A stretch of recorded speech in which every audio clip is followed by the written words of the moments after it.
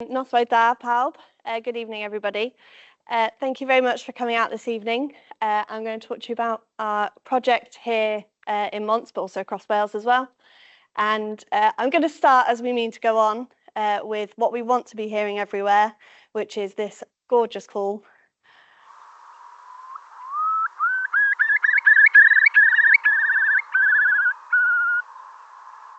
As I'm sure many of you know, that is the call of the curlew, and that's the call that I'm out looking for, especially this time of year from now, every day, pretty much.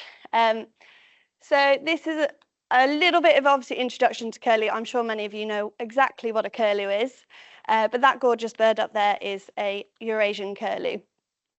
So long, decurved bill, that gorgeous call, but they're that dark, streaky coloured bird, much bigger, I think, than a lot of people think they are.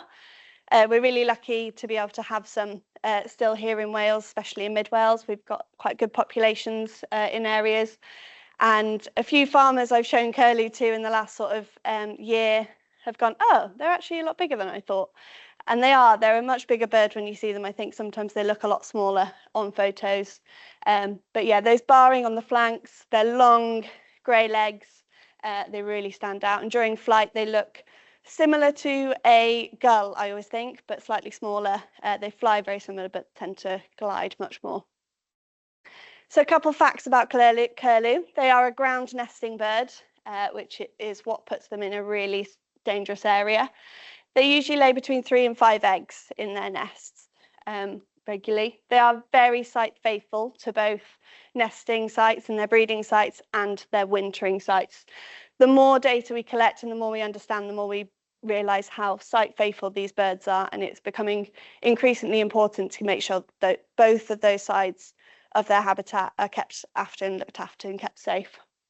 So for curlew populations, we want them to sustain themselves as best they can, and to do that they need to produce half a chick per pair per year. Odd, I know, but obviously over 2 years they need to produce at least 1 chick.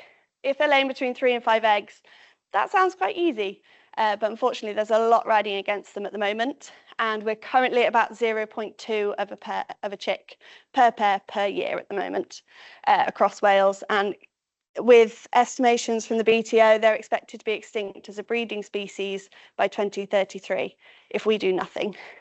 And that's where we come in. So I work as part of the Curlew Connections Wales project.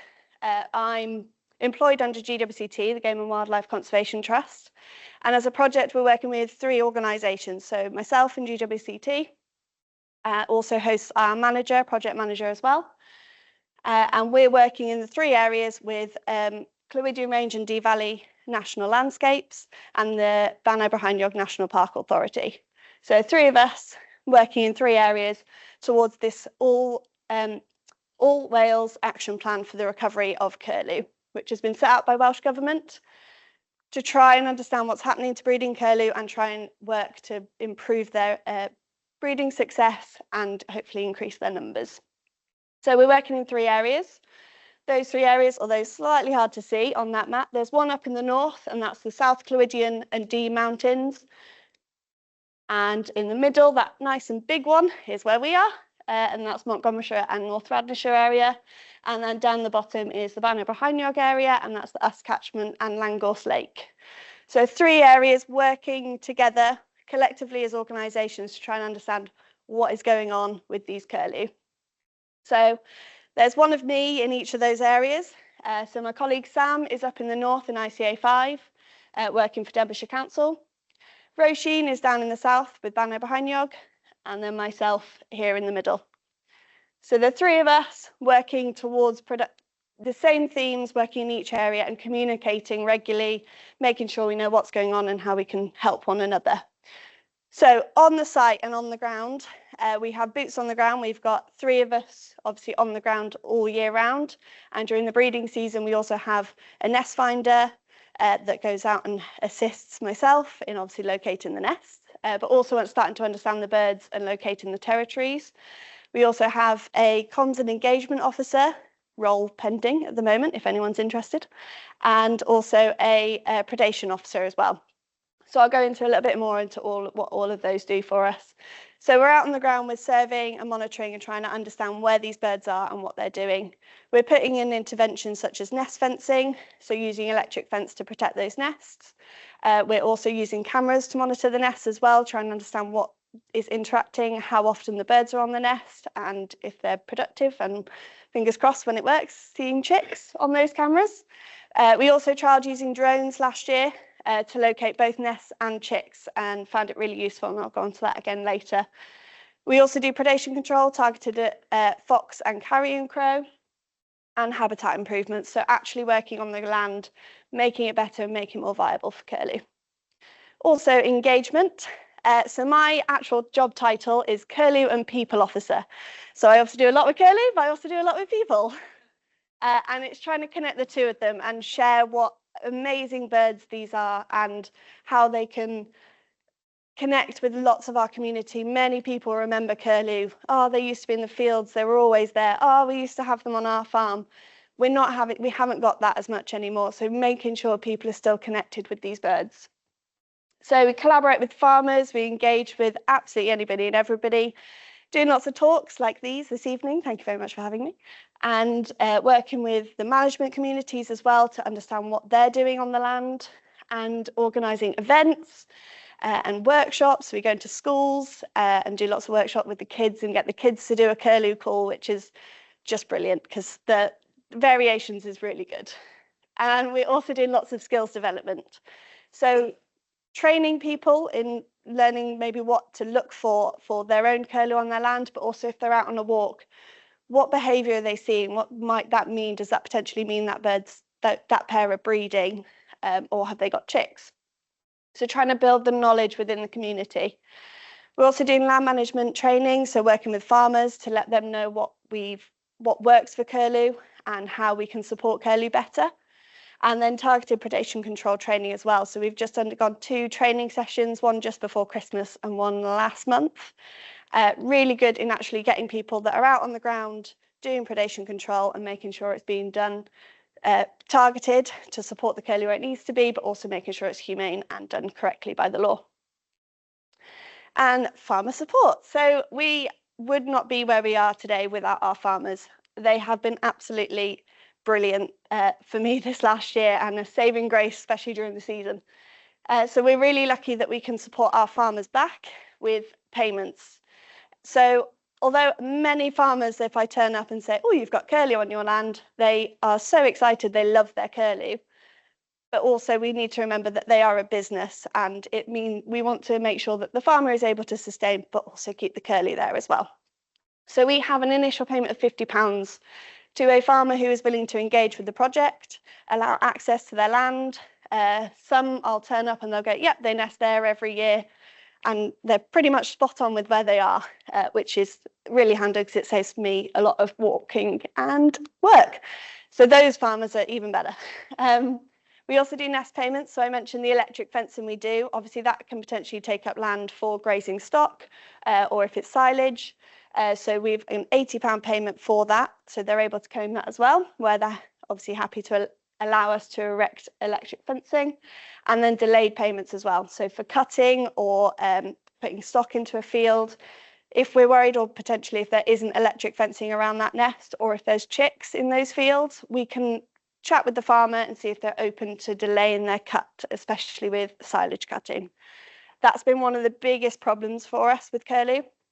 The developments in farming, in the machinery, it's much bigger than it used to be, it goes a lot quicker, species just can't get out of the way from them as quickly. So if the farmer's happy to, we can do a delay payment for 4 weeks, and that hopefully gives the chicks enough time to grow big enough to be able to move out of the way if they are cutting, or fingers crossed they are flying by that point. So the payments have been really helpful in just building that relationship and that trust with the farmers.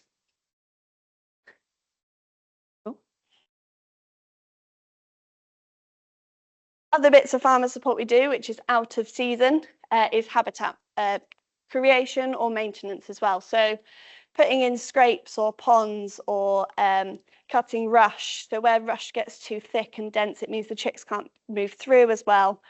but also doing scrub removal, so where we've got large areas of gorse or bracken, or even just large hedgerows that are potentially housing our lovely predators that sit in them, unfortunately. So trying to reduce these potential perch points or hiding points for these predators to sit in, so it gives the curlew what they want, a nice open big landscape, but also making the habitat suitable as well, so keeping it nice and wet and rushy for those invertebrates to build, and also for the chicks to be able to move through nice and efficiently. So last year, so the project has got funding for 3 years. We unfortunately had a delay with start, so we didn't actually start on the ground until about October, was when our project manager was first employed. So we did unfortunately lose our first season. So last year became season 1, figure out what's going on and hope for the best. So this year we're going in obviously with a little bit more knowledge, more connection with farmers and people in the land and people in the community, and building from that. But last year was year 1, and this is how we sort of started. So initially we needed to obviously locate those territories. So getting in touch with local ornithologists and anybody that would talk to me. So I was really lucky to go out with a couple of people that knew where curlew were previously, and they were able to show me areas where they've seen them nesting, which was really beneficial to the project. Previous surveys that have been done, I think 2021 there was a big survey done in the area, which was again really useful and gave us an insight into what was in these areas.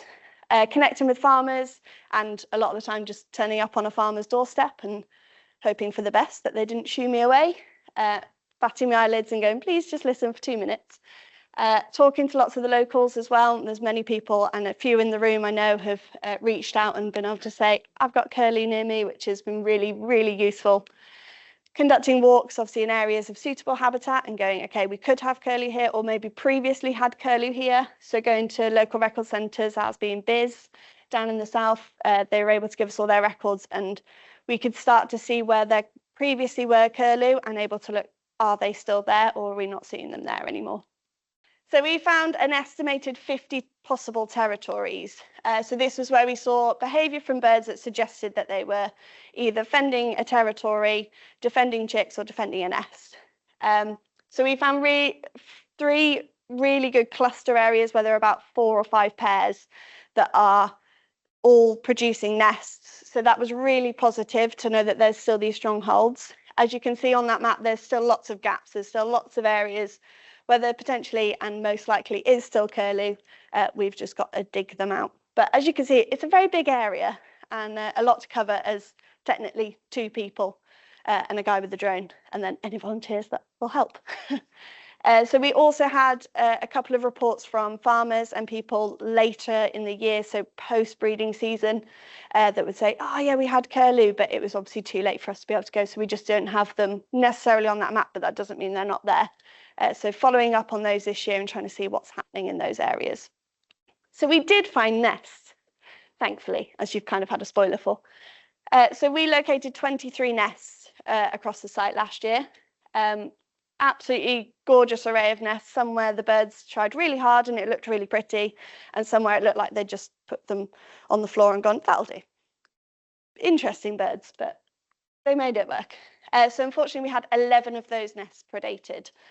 And we know they were predated because there was no stock in the fields, there was no management by any farmers, and there was no, they weren't abandoned, so we know that they were predated by something. Yeah, 2 were abandoned during the whole season, and we had 10 of those that we found that hatched successfully. So these are a couple of our nests, and this last one is the first nest we found with the use of the drone. Now it's stopped working. Oh, it's going to jump ahead, isn't it? Oh no. There we go. Is that right? Yeah. So once all the eggs have been laid, they'll then start incubation, which is 4 weeks. That's a really long time to be sitting and keeping some eggs warm, especially on the ground. Much different, obviously, for the birds that can hide in a little hedge somewhere and be a little bit more sneaky. Curlew have got to be sneaky in a sense of wiggling through the grass to get back to their nest. So it's a really long period of a really stressful time for the birds. So they're obviously trying to keep that nest nice and safe, but also keep themselves full and healthy as well. So they will sit very tight on that nest. We had a couple of pairs, one especially, that unless you're within a metre, she was not getting off those eggs. So when we were putting protection and obviously checking that the eggs are okay, she was adamant she wasn't moving, which made it very hard to find her as well, but very good in a sense of keeping her safe from any predators. So nest protection, I mentioned the electric fencing that we put out. So we had 11 nest protection measures deployed. 2 unfortunately abandoned. 1, they were absolutely fine once the fence was put up, but unfortunately once the field was silage cut around the fence, they abandoned during that, and we think that's due to the pressures from avian predators visiting the field due to the cut. So it's something we're looking at to do slightly differently next year. 3 were predated post-protection. We unfortunately had 1 of those adults predated, which was, a huge shame. Obviously, within an electric fence, we assume an avian predator, but not confirmed. But yes, that was a huge shame. We know 1 was predated by a badger, but then 7 of those nests successfully hatched. So still managed to get some of the eggs out, and a huge learning curve for us in development of these electric fences. So yeah, of the 23, 9 were predated before we got any protection on them. So this was obviously due to knowing that predators had got in there before we've managed to get in with the electric fencing. And we know that 1 was a badger, and it took a lovely selfie for us just to rub it in, which was which was not very helpful. So we are monitoring this all the time, and we're trying to better understand the predation pressures that there are. And we're really lucky that we've got 3 sites that are very different habitats. 1 that's managed a lot by the National Park Authority, and then up in the north where it's similar to here, it's owned by farmers. It's a lot of small holdings with a little bit of council-owned land. So the predation control that we do is of red foxes and carrion crow. These are 2 of the highest known predators for curlew, and this is due to the more monitoring we do of nests and the more that's looked into, when we're able to understand better what is predating them. There are a lot of other species, unfortunately, that are predating curlew, but under general licence and to keep things all the same, these are the only 2 species. So targeting these areas where we've got especially clusters of curlew, just trying to reduce that pressure and that additional stress on the birds. So the work's carried out by our predation control officers, who is somebody that basically goes to where I tell them to.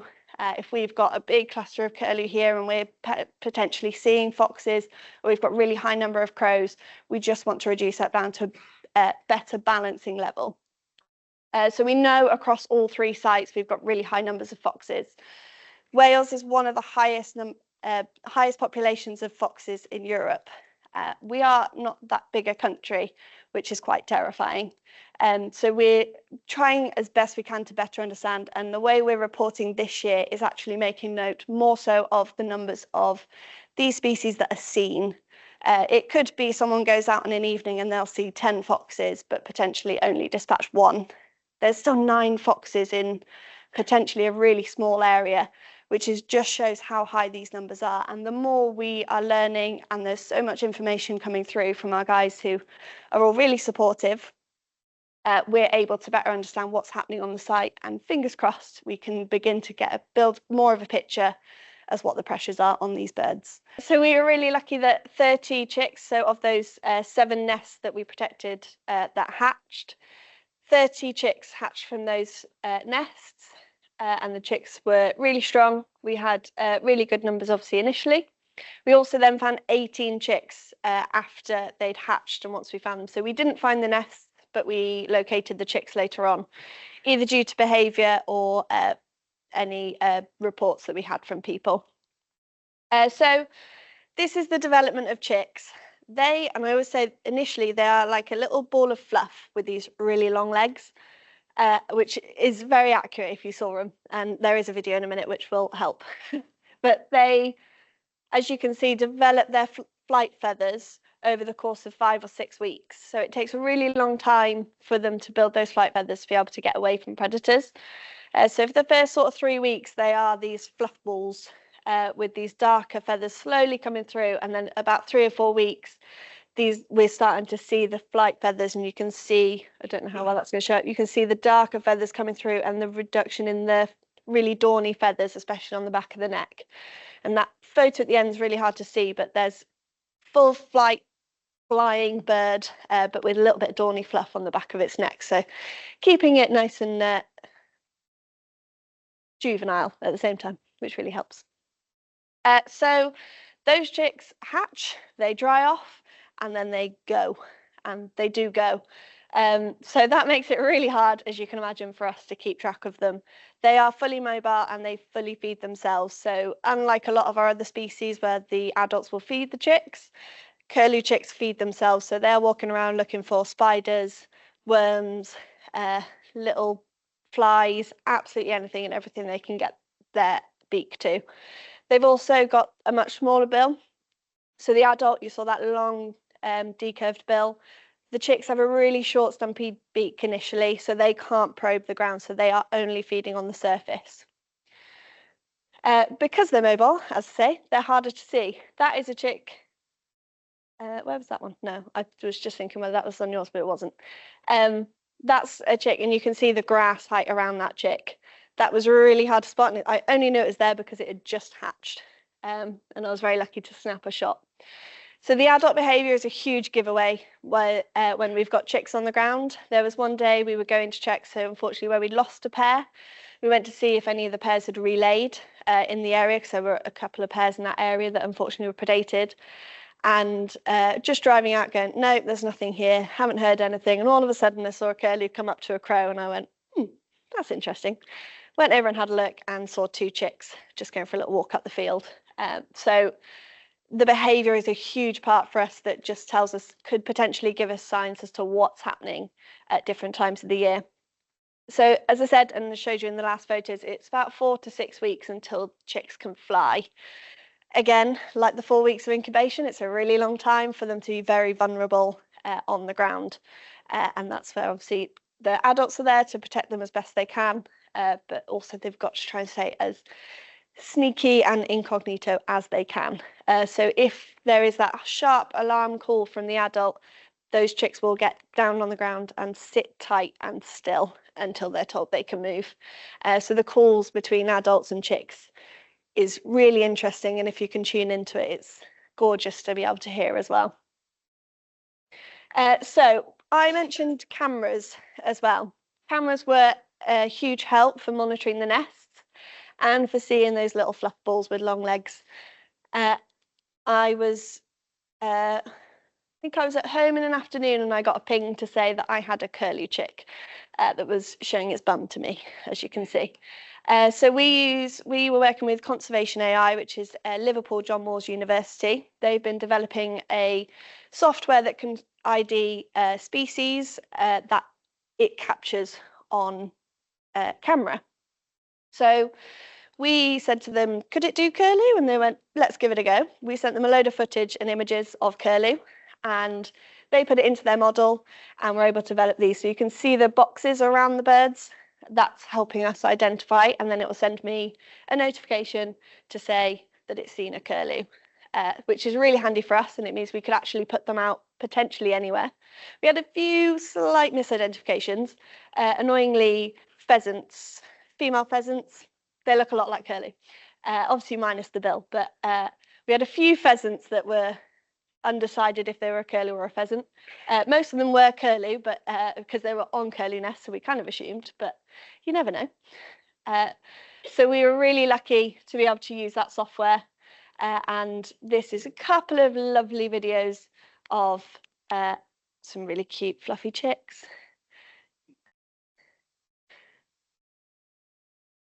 And that lovely chick is one of your ones, or was one of yours, unfortunately.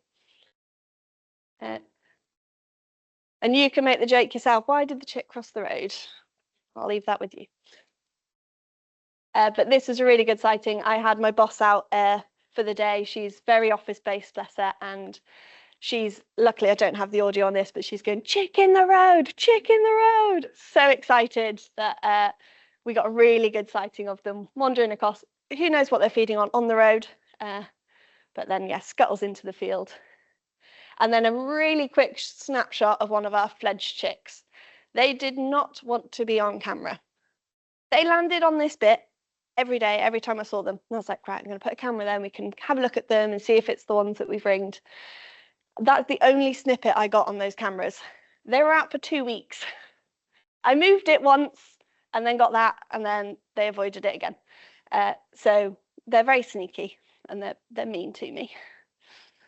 And I also mentioned the use of drones as well. So I know drones have been used in areas and they've been trialled in a lot of areas.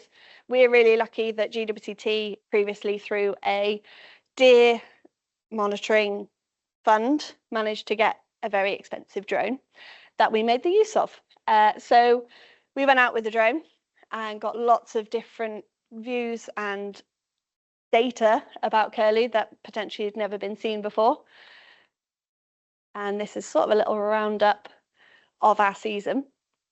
So this is an adult sitting on her nest. We were really happy and suggesting absolutely no disturbance. That bird's not got off the nest. You can see she grabs a bit of grass to put into the nest. She was happily sitting, keeping those eggs nice and warm, pop that bit of grass in, and then we flushed her off purposely. So I walked up to the gate to flush her off. We wanted to see how many eggs. I didn't want to go into that nest. I didn't need to. We had the drone there. And this just shows how high we are away from that nest. It keeps going.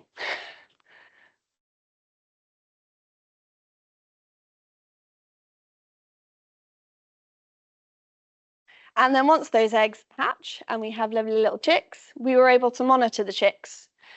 We were really fascinated. So these were the first chicks from one of our electric fences that hatched. And the adult nearly takes a chick out, but just about saved it. And you can start to see there some of the patternage in the grass. And we were really fascinated by that. And then we zoom out a little bit more when the video catches up with me. And you can see as the adult's walking through, it's creating another track. So we thought, these are interesting. And as you zoom out further, you see, and we've dubbed it snail trail, haven't we? The Curlew snail trail. So you can see our footprints coming in, checking on the nest and going around the electric fence. I know it's not a square. I'm not that good when it's doing like that. But you can see all the patternage, and we started to think whether that's what predators are seeing, if they're seeing this movement of chicks, whether that's then drawing them to them. Really interesting stuff we started to pick up. That bird I mentioned that went up to a crow, this is the same bird leading away a sheep from her chicks.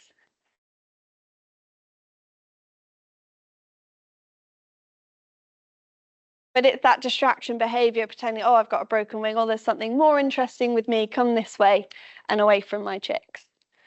And an area where, unfortunately, we had lost a curlew nest. We also had a happily napping fox. And it's annoying when they look this cute. But very happy, having a lovely nap. And this was about 5:30 in the morning.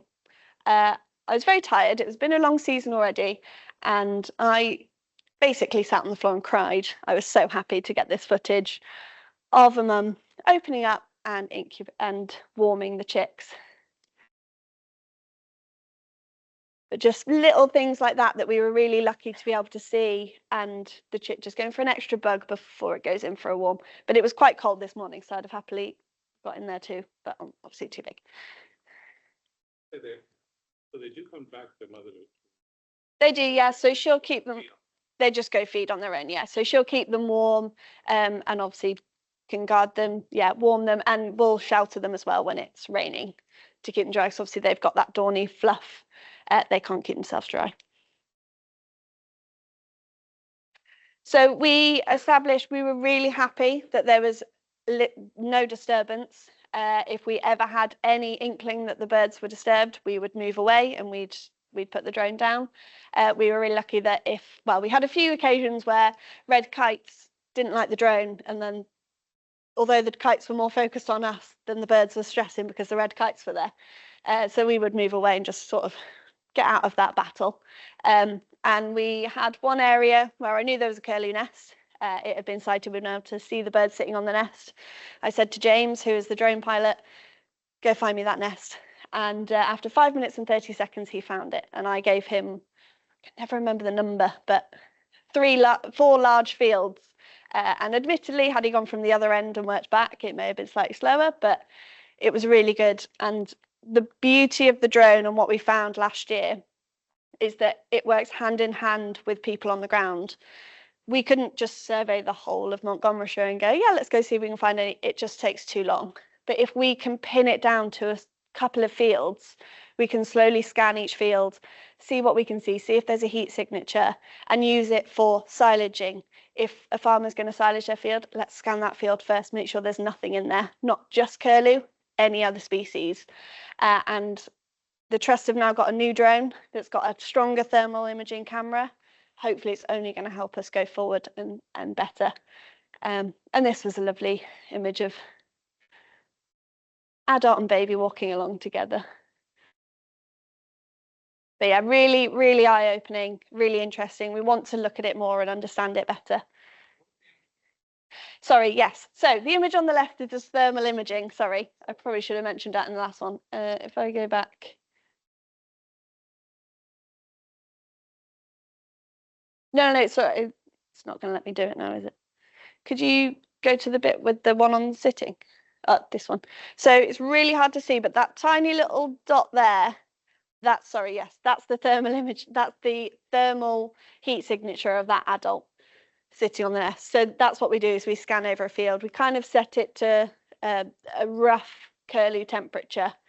And then, yeah, there's the same for the eggs there as well. So it's a needle in a haystack still, but once you get your eye in, it's much easier. And once they're moving, that stands out definitely better.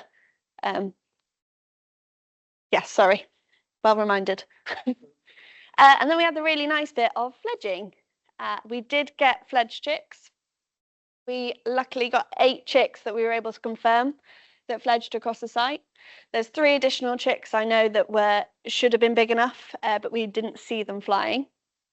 And there have been other reports post-season, so potentially more did fledge, but this is just what we know of definitely, or at least nearly confirmed. So we were really lucky, thanks to Mid Wales Ringing Group, that we were able to colour in 4 of those chicks, which is really exciting to potentially be able to understand when these birds are coming back to breed, whether they come back first, second, third year. Really interesting to start to build that knowledge about the birds in our area. So a big shout to report any sightings of colourings. I'm sure many of you already do, but always do it in every talk, because some people don't know how significant this could be. Even just noting that there were colourings can help us differentiate between breeding pairs. As you can imagine, especially if there's a couple nesting in the same area, once they've got chicks and they're guarding and they're up, it's really hard to tell the adults apart. So that's where the rings come in really handy. And then this is one of our lovely little chicks, and actually one behind as well, but this one I managed to get. I'd been filming it for a while and it was just wandering around the field, and then the farmer pulled up next to me to have a chat, and him getting out the tractor made it fly, and I was like, yes, thank you. They only went down to the other field that they were feeding on prior to, so they were fine. But flying really strong and happily calling, although you can't hear it. Just put the sound up. I'm pretty sure it does call. You can hear the tractor just behind.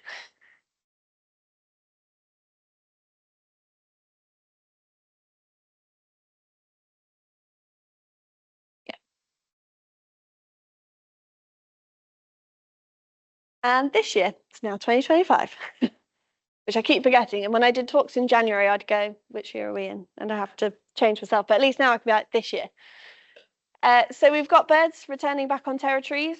I've been really lucky to be out over the last sort of couple of weeks and seeing birds on territory, big numbers. This was 7 that I had in the south. Really exciting to hear them coming back over, and a couple of pairs loitering around, feeding, just having a great time while they can be nice and calm, which is really nice. And this is one of Tim's. So yeah, really excited to have the birds back on territories and really looking forward to the season, getting going and fingers crossed, getting more birds fledging. So big thing for us this season, continue the monitoring all the areas we found last year and expanding. So those other areas that the more people I've chatted to over the winter that have gone, oh yeah, I've got curlew, come over to my place, and building that knowledge and trying to expand those areas as best we can. Getting the nest protection in earlier. As I mentioned, obviously we lost 9 of those nests prior to electric fencing, so getting those out nice and quickly and efficiently and keeping those eggs nice and safe. Predation control, as I mentioned, better understanding of what is in these areas, what's the main threat, and trying to just understand it better. Working with anyone doing predation control that is willing to share their data with us, that's all really helpful and interesting to be able to compare with where we've got birds nesting. Communities and schools, I was just chatting to someone before, going into schools is a real life eye-opener, and it gives me a lot of respect for teachers because I do a day and I'm knackered.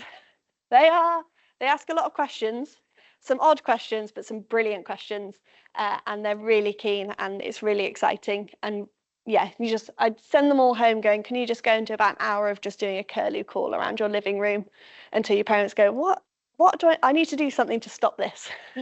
Fingers crossed, then they ring me. So getting involved, obviously you're welcome to volunteer if anybody is open to checking areas locally to you, but also reporting any sightings. I'm sure many of you do already, but just a push to make sure that those sightings are going out and we're better understanding where all species, but are for us obviously curlew. Also going to lurk. We have a reporter curlew on the GWCT website. That comes directly to me. We do have a really good relationship with Biz, but I have to, due to the designation that we don't have one, it's really hard for us to get data. So I have to sit on a computer and do it a little bit slower. Whereas if things come straight to me, they come directly to my inbox and I can be out in the field and go, that's down the road, let's go. And then everything that we collate all goes to Biz at the end of the season, provided obviously permissions are granted. Spread the word as well, make people aware that I'm here, I'm free, I don't charge, I will happily talk endlessly about curlew. You'll soon realise that. Everyone else gets bored of it, so that's why I come out and talk to you guys. And I mentioned that contractor role. We've got a communications and engagement officer role as well. So that's 2 days a week working with me, unfortunately. Going into schools, doing events, doing social media, doing fun art projects, absolutely anything and everything, doing lots of farmer engagement and things. So fingers crossed we'll have lots of things coming up. But if you know anyone that might be interested in the role, definitely get them to give me a shout and happy to chat about it. And with that becomes the public engagement. We were really lucky, GWCT have a big stand at the Royal Welsh Show. So we had Nico, who's this person here, who's got a big puppet of called Debbie, which is a curlew, and it's a maneuverable puppet, absolutely brilliant. There is a video on our YouTube of it moving around as well. Amazing, the detail that's gone into it. But we were able to do some little chick puppets with the kids at the Royal Welsh that they could take home with them, which was really exciting. And as you can see, they loved it.